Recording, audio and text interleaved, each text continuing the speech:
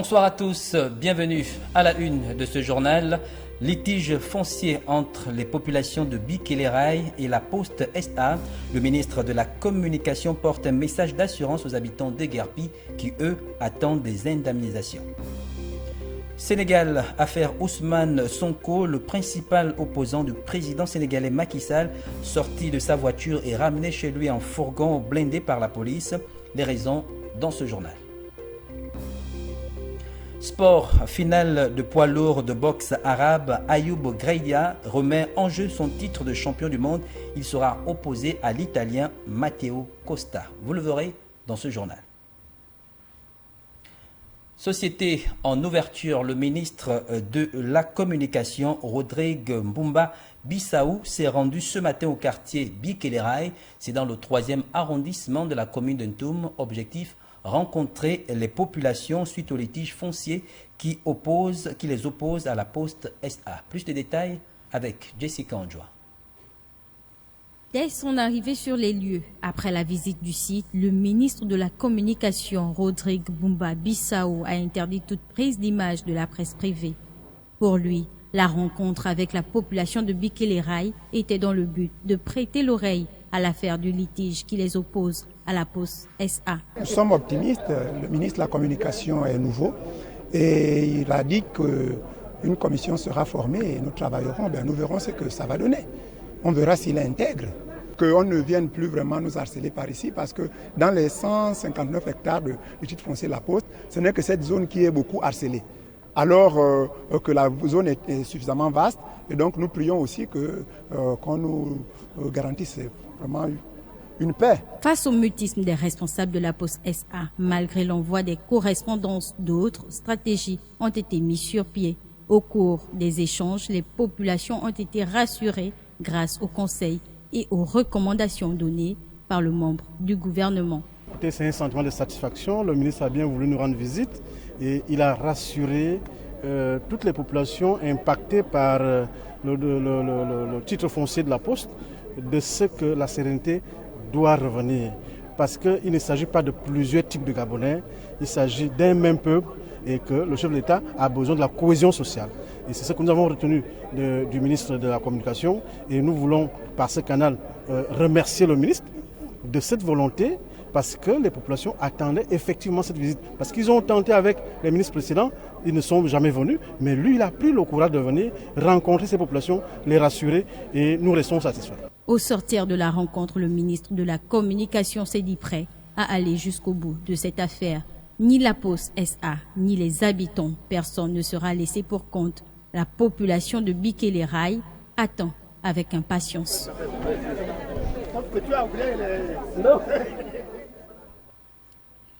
Nous quittons le volet société pour parler de santé à présent. Le ministre de la Santé, Guy Patrick Obiang, dément la présence du virus Marburg au Gabon.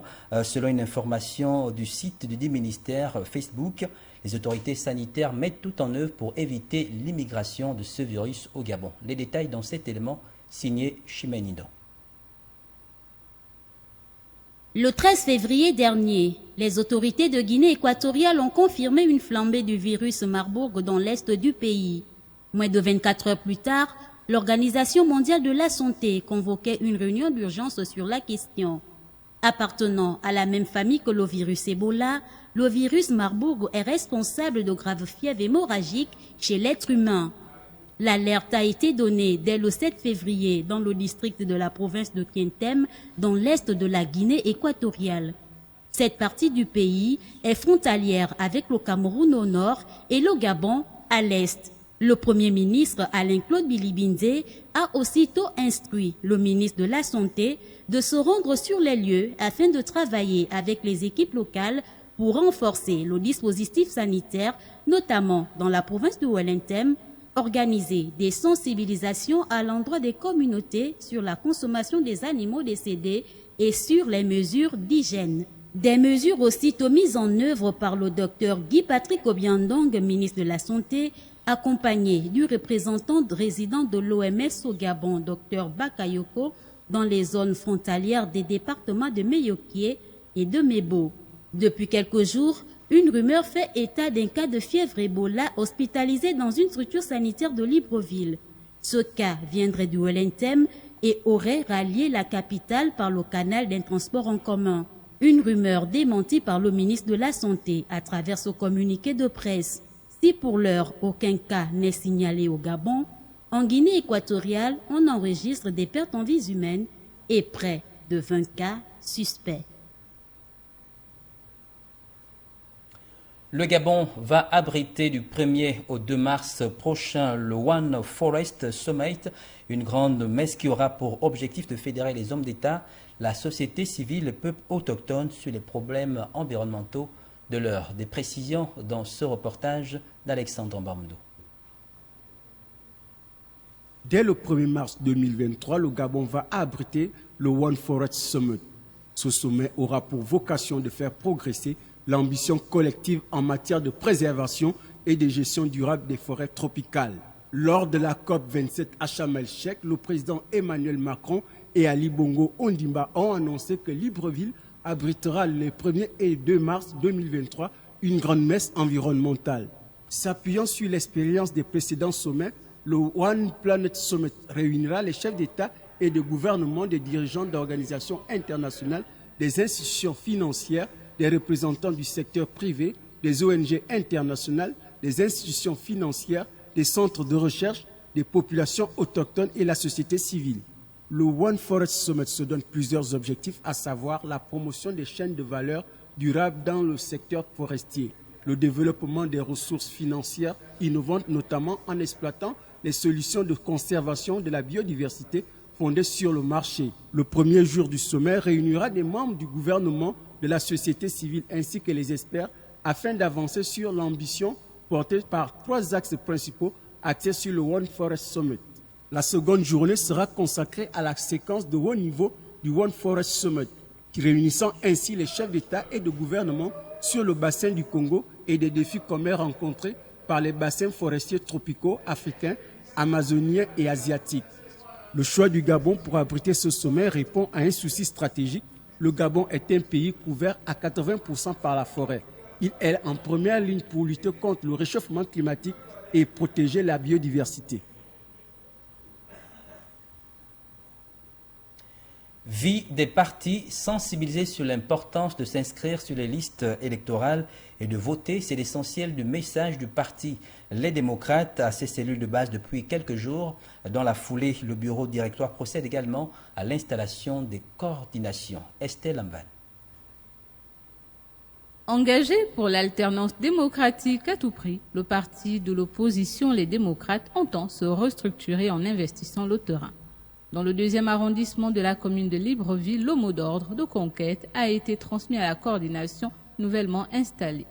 À notre sens, les démocrates, c'est un programme d'action, un état d'esprit, mais aussi et surtout des hommes. À l'intérieur de ce cadre permanent, la préoccupation de la coordination du 2e arrondissement de Libreville consistera à rechercher la combinaison optimale en vue d'obtenir des résultats concrets ayant un impact global, équitable, transversal, absolu et indiscutable. Pour faire comprendre à chaque militant sa responsabilité dans l'issue du vote, le parti de Ngizouba Dama fait preuve de réalisme. Pour gagner une élection, il faut être inscrit sur la liste électorale. Mais il ne suffit pas d'être inscrit sur la liste électorale, il faut effectivement aller voter. Ils sont nombreux qui sont inscrits sur la liste électorale. Le jour du vote, les choses là, on sait déjà comment ça va se passer. Moi, je me lève pas, je ne pars pas là-bas. Maintenant, c'est une erreur. C'est une erreur. Parce que, plus nous avons de suffrages, nous donnons la difficulté au pouvoir en place de pouvoir tricher. Deuxième force politique du pays après les législatives et locales de 2018, les démocrates inscrivent leur lutte dans la prise du pouvoir pour une gestion équitable des richesses. Cette série d'installations débutée dans le 2e arrondissement de Libreville va se poursuivre dans d'autres arrondissements et s'étendre à Ovando, à Kanda et dans d'autres localités du pays. Nous restons en politique. Le président du PSD, Parti social-démocrate, Pierre Claver Manga Moussavou, animé une causerie politique dans le département de la Doula. C'est en Dendé.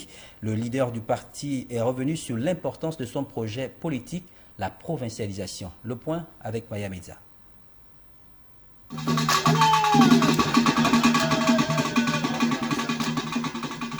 Plusieurs personnes, jeunes comme vieux, ont afflué dans la belle salle des jeux de la localité. Ne faisons pas attention aux menaces de certains responsables politiques locaux qui auraient intimé l'ordre de ne pas assister à aucune manifestation venant de l'opposition. Est-ce qu'il faut se décourager? Est-ce qu'il faut se lasser de rechercher la transparence électorale? Est-ce qu'il faut se lasser d'être candidat aux élections présidentielles avec la proposition, des propositions claires, la provincialisation? Comme je ne peux pas me fatiguer d'aller en concertation pour trouver les moyens d'asseoir la démocratie, je ne peux pas me fatiguer d'être candidat. Candidat déclaré à l'élection présidentielle de 2023, le leader du Parti social-démocrate PSD, Pierre Claver Manganga Moussavou, a entamé depuis peu sa campagne de séduction. J'espère que ce jour est venu où vous direz non, faisons un peu confiance à celui-là. Comme dans d'autres villes du pays déjà visitées, l'ancien vice-président de la République ne s'est privé l'opportunité de vulgariser une fois de plus son projet de société intitulé la provincialisation. Un programme qui pour lui constitue une chance pour le développement équilibré du Gabon une fois élu.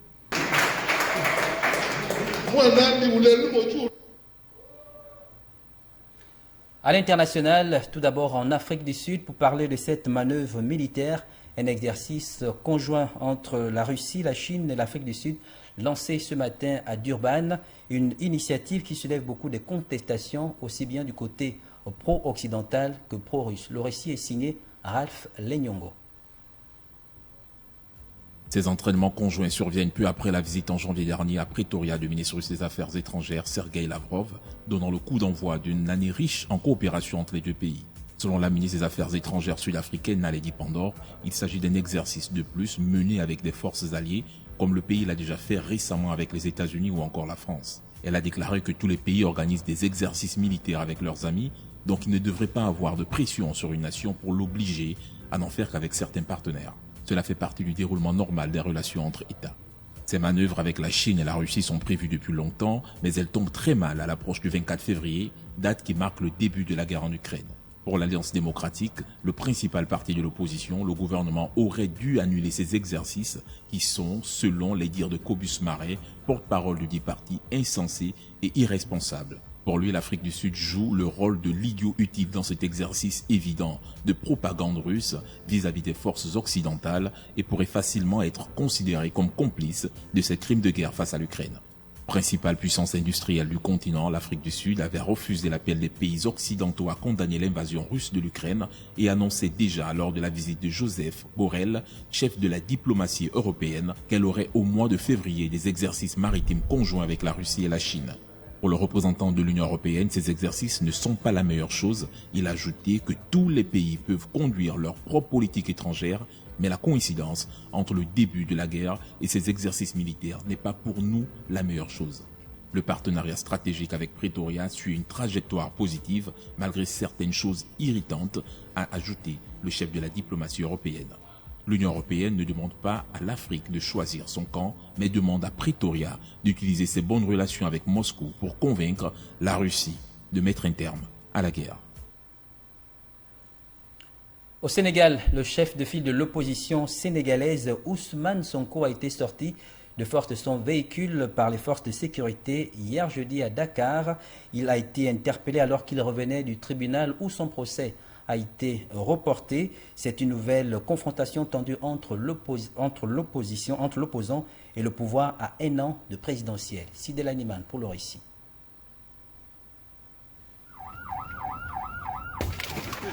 Les images diffusées en direct sur les réseaux sociaux montrent des hommes en uniforme, apparemment des gendarmes, briser la vitre de la voiture à l'arrière de laquelle se trouve Ousmane Sonko, grande figure de l'opposition sénégalaise. Ils ont actionné de l'extérieur l'ouverture de la portière et l'ont extrait en le tirant par le bras. Les gendarmes lui ont précisé qu'il n'était pas en état d'arrestation, mais qu'ils étaient là pour le ramener chez lui. Il a ensuite été conduit dans un fourgon blindé jusqu'à son domicile. Cette scène s'est produite après que Ousmane Sonko eut comparu devant le tribunal. Il est poursuivi par le ministre du Tourisme Mame Mbaye Niang, également responsable du parti présidentiel, pour diffamation, injure et faux. Autour du tribunal, une centaine de ses partisans voulaient suivre le procès, qui a finalement été reporté au 16 mars. Après ce report, les forces de l'ordre ont lancé des grenades lacrymogènes contre des partisans mécontents qui se sont provisoirement dispersés dans les rues adjacentes. Ousmane Sonko est également poursuivi pour viol. Troisième à la présidentielle de 2019, il a déclaré sa candidature aux élections présidentielles de 2024, mais cette candidature pourrait dépendre de l'issue de son passage devant la justice. Il crie au complot destiné à l'écarter de la présidentielle et à l'instrumentalisation de la justice par le pouvoir du président Macky Sall, ce que ce dernier réfute.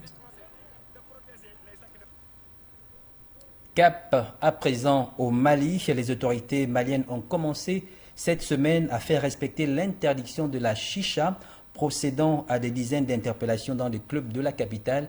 Elle a saisi de nombreuses pipes à eau, mettant des dizaines de jeunes au chômage. Retrouvons une fois de plus Sidel Animal.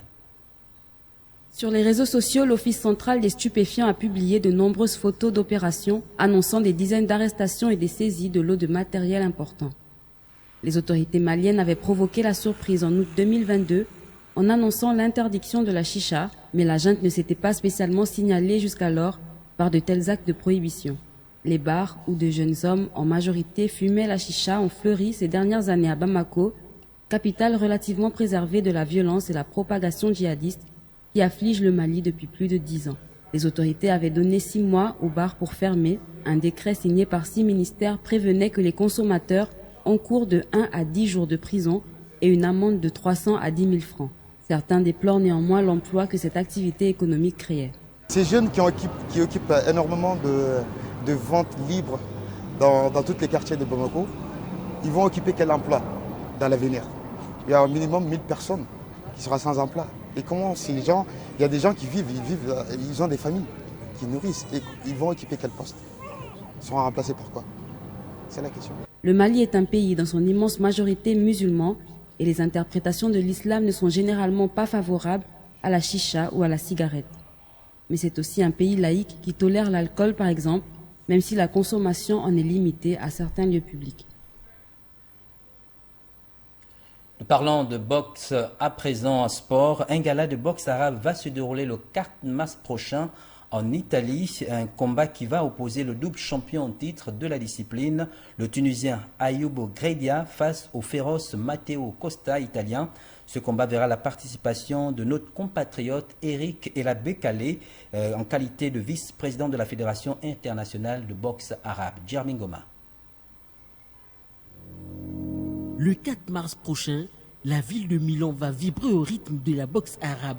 Il s'agira, entre autres, pour le double champion du monde de boxe arabe, Ayoub Gredia, qui va remettre son titre en jeu pour la 3e fois consécutive lors d'un combat auquel il sera opposé à Matteo Costa pour le compte de la catégorie des 75 kg super moyens. Une confrontation importante qui se déroulera du côté du Bermago Sport Hall à partir de 19h. Matteo Costa, qui sera challenger du Tunisien Ayoub Gredia, est un combattant rugueux et dont la majorité des combats ont été gagnés par KO. La Fédération internationale de boxe arabe, dont le président n'est autre que Heidi Sediri, vient de faire encore un gros coup. Selon certaines sources, les places de ce combat, qui aura lieu dans 1 mois, sont déjà toutes prises. C'est dire la particularité de ce combat grandeur nature. Rappelons que ce gala de boxe arabe sera diffusé dans plusieurs chaînes italiennes et européennes. Celui-ci sera marqué par la présence du vice-président de la Fédération internationale de boxe arabe, Eric Ella, qui est par ailleurs président de la Fédération gabonaise de kickboxing. Pour l'heure, le double champion du monde de boxe arabe, Ayoub Gredia, peaufine tranquillement mais sereinement sa préparation en Italie dans l'optique de conserver son titre. Dans l'émission Fan Zone du lundi 20 février, retrouvez toute l'équipe qui aura pour invité Eric Ella Bekale, vice-président de la Fédération internationale de boxe arabe. Bref, à présent, la star internationale super poids lourd, le Congolais Martin Bakole, a suscité la polémique en République démocratique du Congo en recevant la somme de 100 000 $ américains pour préparer un combat le 4 mars prochain avec l'Américain Michael Hunter qui ne reconnaît pas avoir de programme de ce combat contre lui dans le mois qui suivent. L'Association congolaise pour l'accès à la justice a aussitôt dénoncé dans un communiqué un acte de blanchiment d'argent et d'escroquerie. Aucun média spécialisé ni proche de Martin Bakole ne confirme le combat du pugiliste congolais et Michael Hunter. La suite, toujours en sport, le tournoi de Montaigu. Quelle est l'origine de cette compétition? Quelles sont les raisons ayant empêché le Gabon à participer à ce tournoi depuis une dizaine d'années? Des précisions dans cet extrait d'Herman Malaga Moussavou.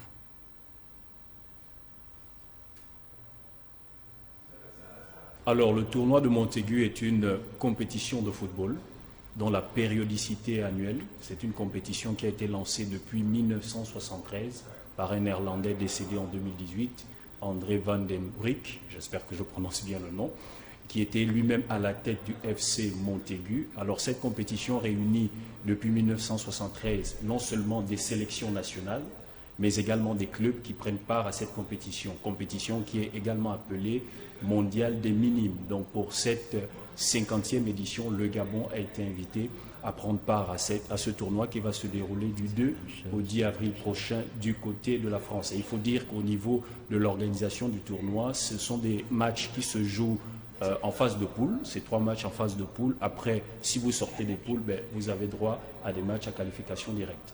Alors, qu'est-ce qui avait empêché le Gabon de participer 10 ans plus tôt? Nous croyons que cela est dû certainement à cette léthargie qui a été un peu constatée au niveau de la pratique du sport en général et du football en particulier au Gabon, un visage peu réluisant de notre football sur le plan local. C'est certainement fondamentalement cette raison-là qui a empêché le Gabon à prendre part à ce tournoi depuis 10 ans. Et le Gabon renoue avec cette compétition. Et qu'est-ce qu'on peut dire de l'équipe qui va représenter le vert jaune-bleu, comme vous l'aviez dit dans le reportage? Alors il faut dire qu'il y a une règle d'or, je l'appelle comme ça en matière de sport, c'est la compétition qui prépare la compétition. Nous voulons saluer la Fédération gabonaise de football qui a mis en place une détection des jeunes, notamment dans les communes de Libreville, Akanda et Ovendo. Au départ, ils étaient 500, maintenant ils sont 40 après la deuxième phase de détection. À la fin, il va en rester 23.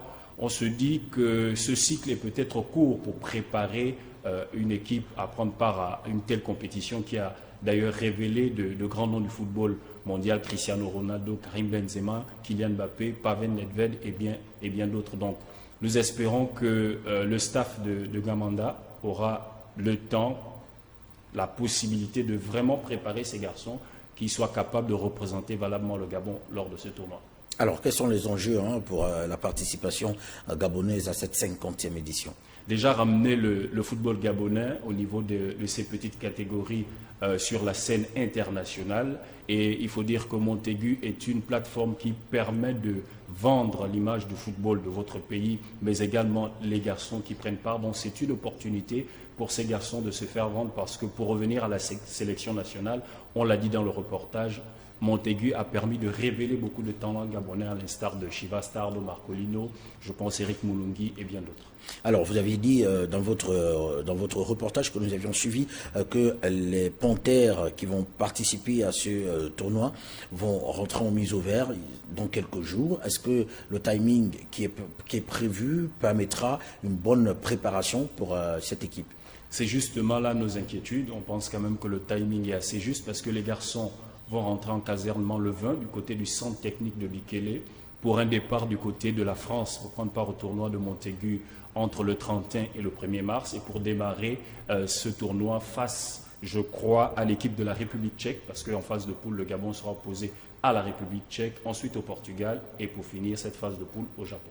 Donc nous pensons quand même que ce cycle de préparation est assez juste. C'était mieux si ces garçons avaient la possibilité d'avoir ne serait-ce qu'une petite compétition pour bien préparer ces garçons, parce que le sélectionneur ne va pas tester des joueurs sur des matchs officiels. Il est toujours important de pouvoir régler les automatismes avant. Mais nous voulons accorder du crédit à Gamanda et à tout son staff. Ils sont capables de nous ramener quelque chose de bon du côté de Montaigu. Et l'après-tournoi?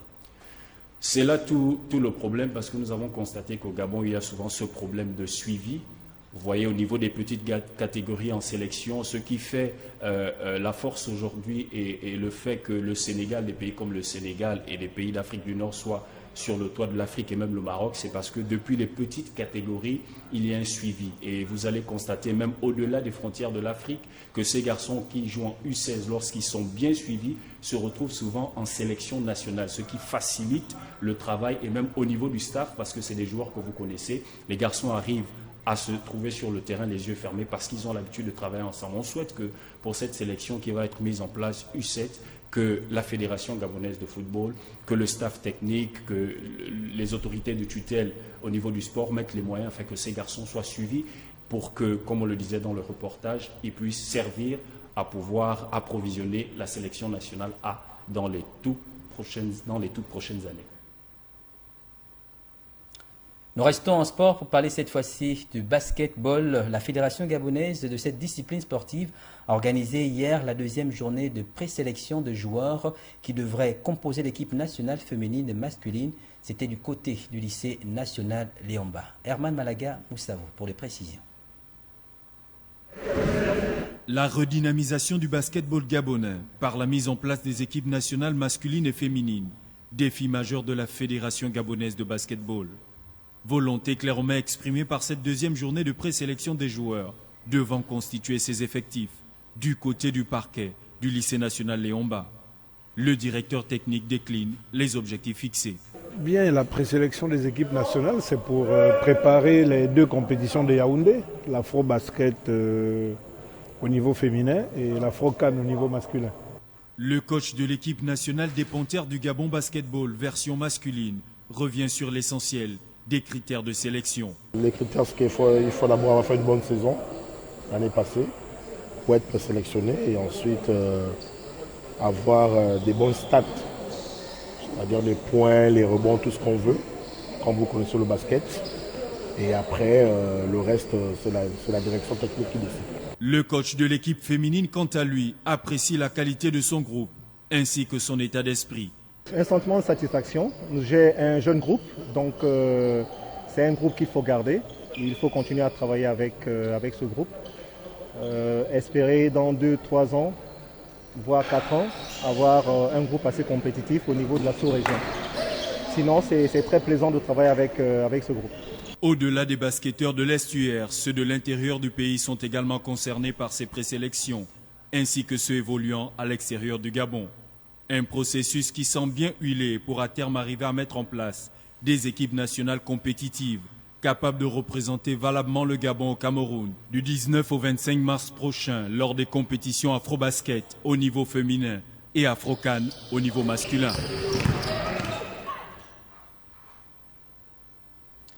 C'est la fin de ce journal. Merci de nous avoir regardés. Excellente soirée à tous. Au revoir.